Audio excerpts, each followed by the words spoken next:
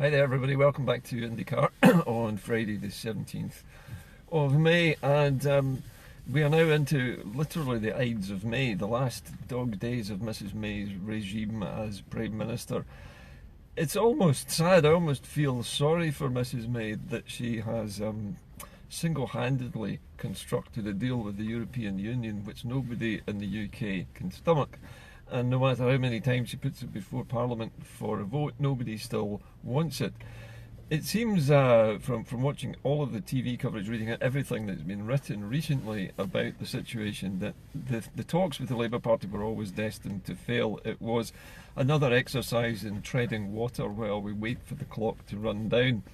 Despite all of the encouraging noises coming from both Jeremy Corbyn's side and the Tories, the talks were always doomed because, for a very, very simple reason, Labour wanted something that the Tories couldn't give them. And even if the Tories did give them it, they couldn't guarantee that it would be there and survive Mrs May's demise, because if they had promised Labour that they would get a final vote on it, that there would be a second referendum, for example, Boris Johnson or one of the other Brexiters could just simply sweep in after May's deal has collapsed. And blow the whole thing away, and the promise wasn't made under their watch. Also, there was the issue of the declaration, the political declaration for after the exit of the United Kingdom. Now, that political declaration that Labour and the Tories thought that they could alter to give Labour the comfort of thinking that there would be a customs union at the end of all of this process, that too is not binding, and therefore a future Tory Prime Minister would simply renege on it and Labour would lose whatever they had been promised in the talk. So it was never ever going to result in anything other than a waste of time again.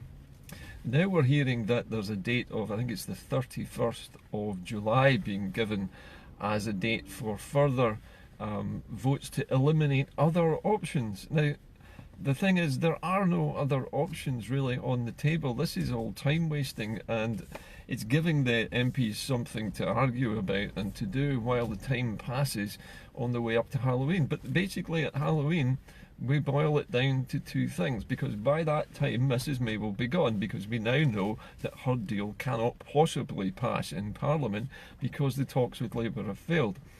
So she's going to put forward the whole deal and the legislation necessary to push it through for a vote in June, knowing full well that it will fail. Then she's now got, and she's agreed to do this, she's now agreed to set out the timescale for when she will leave. Then there's going to be a Tory leadership election. That will use up a few more weeks and months while we all talk about Boris Johnson and whoever else is throwing their hat in the ring. Who knows, it could be Michael Gove or Jeremy Hunt. Eventually we will end up with a Brexiter in charge of the Tory party and in charge of Brexit, and that is likely to be Johnson. He is the front runner and the favourite at the moment by the bookies.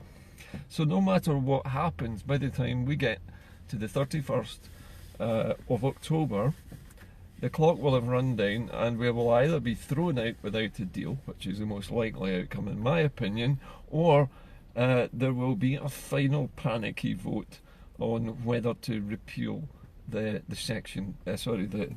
to repeal Article 50. And that Article 50 of the Lisbon Treaty is the thing that would end any chance of Brexit happening. It would just call Brexit off. The question has to be, would the Tories, even if Boris was in charge, would he have the backbone to simply bluff it out and go out with no deal, as he has said he wants to do time upon number? Would he actually do it? Whatever happens, the end result is going to be a mess. No matter what happens, none of the political parties, either of the big two, are going to come out of this in one piece. The Tories will remain fractured, the Labour Party will remain moribund and completely unable to make any decisions. You know, because you're a Labour Party led by a Brexiter, but full of people who don't like Brexit. You've got the Tory party, which is led by a Remainer full of Brexiters. The thing is a mess. One thing laughs at another constantly. In the middle of all this is poor old Scotland, which at the moment is waiting for its chance to leave the mess. We now know there's going to be a mess, and the mess is going to happen on October the 31st. all the business of July the 31st and all these so-called indicative votes or these eliminatory votes are basically just backpedaling while we fly down the hill towards this Brexit brick wall. There is nothing now that the UK government is able to do to stop the Brexit process short of actually calling the whole thing off, because they've now burnt all the other bridges that they had. There is no way back now, which leaves Scotland in the position where it has to leave the UK, or it has to leave the EU with the UK. Frankly, when the Irish farmers are getting a 50 million euro bung from the European Union because of the drop in beef prices due to Brexit, and the British farmers are getting nothing, you can see that, you know, Scottish beef, for example, is going to go out of fashion very quickly. Irish beef is being subsidised by Europe. British beef is not being subsidised by anything. In fact, as the cost of beef production goes up, the amount of money that we have to charge for beef is going to have to go up, and we're going to become less and less able to sell it and less able to export it. People like, I mean, if you think about McDonald's, for example, just as one person or one company which uses a lot of beef, they buy their beef from both Irish and British farms. Who are they going to go for their beef when Irish farmers' beef is the cheapest? I mean, it's pretty obvious they're going to go to Ireland, isn't it? So these are the exact kind of problems that Brexit is going to create.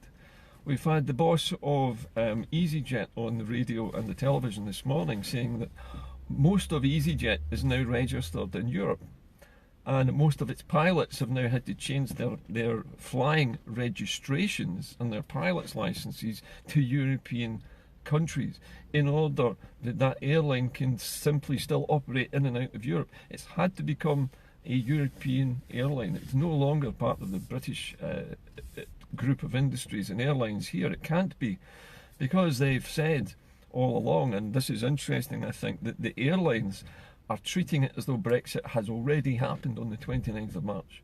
And they've already moved. They've moved into Europe. They've changed the registrations of their pilots. They've moved their fleets. They've moved their headquarters. They've changed where they keep the spares for their planes and their engines to European airports.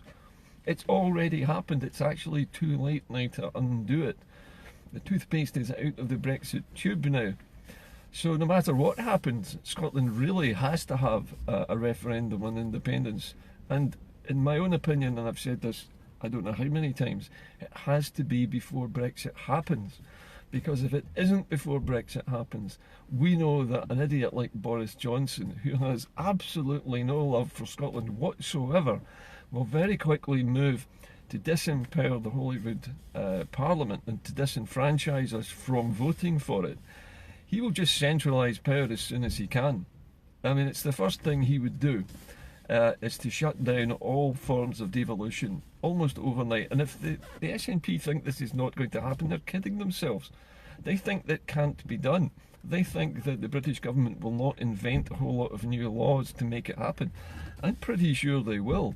It might happen a little bit at a time, but it's going to happen. And under Boris's leadership, it would happen an awful lot faster. He's not scared to get stuck in and to completely rip up the rule book and start again. Boris is the very man who wants to climb into bed with Donald Trump and his chlorinated chickens. He's the very guy who wants the National Health Service completely privatised. He wants American health insurance companies running the NHS. He wants the whole of Britain to become the 51st state of America, because he doesn't want to do business with Europe. He wants the protectionism and the patronage of Donald Trump's America, a far-right, protectionist, doors closed, fortress America.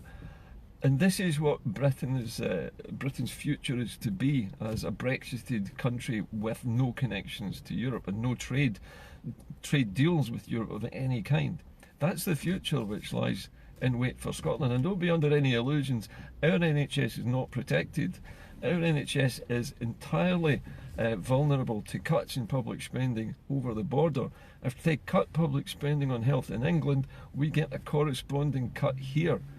Whether or not we run our own NHS makes no difference. If they cut budgets for education in England, we get cuts in budget for education here. We cannot remain tied to a country which insists on becoming the 51st state of the United States. I definitely do not want that. Nigel Farage has said he wants gun laws relaxed in the UK. He doesn't see why people shouldn't be able to own a gun. What is wrong with people? Wake up. You know, you've got Farage who wants to get into bed with Trump. Farage went across and campaigned for Donald Trump to get elected. Nigel Farage is also being bankrolled by Aaron Banks.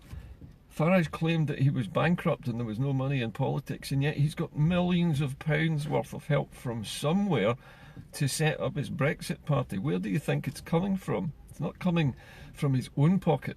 He's being bankrolled by big businesses, and I bet you any money he's being bankrolled by people connected to Trump. We can't afford to have Boris Johnson and Nigel Farage in charge of Scotland, even at arm's length. We have to separate, and we'll have to separate before Boris has a chance to do anything to us. And I think that means we're looking at September this year as a time to really get going with independence, maybe even have the vote in September before Brexit starts to happen. I don't know what the SNP is planning to do, but I am starting to get worried now. I've seen Boris Johnson in the ring for this. I've seen Jacob Rees-Mogg and his sister, the one who doesn't like people to mispronounce her name, but to basically Nancy Mogg, as David Cameron used to call her. She's thrown her hat in the ring. There are lots of far-right Brexiteer Tories who are just waiting, straining at the leash to get their hands on the levers of power that Theresa May is about to give up. And we are sitting in the back seat of this, or on the back seat of this bicycle as it flies down the hill with no brakes towards Brexit. We have to get off.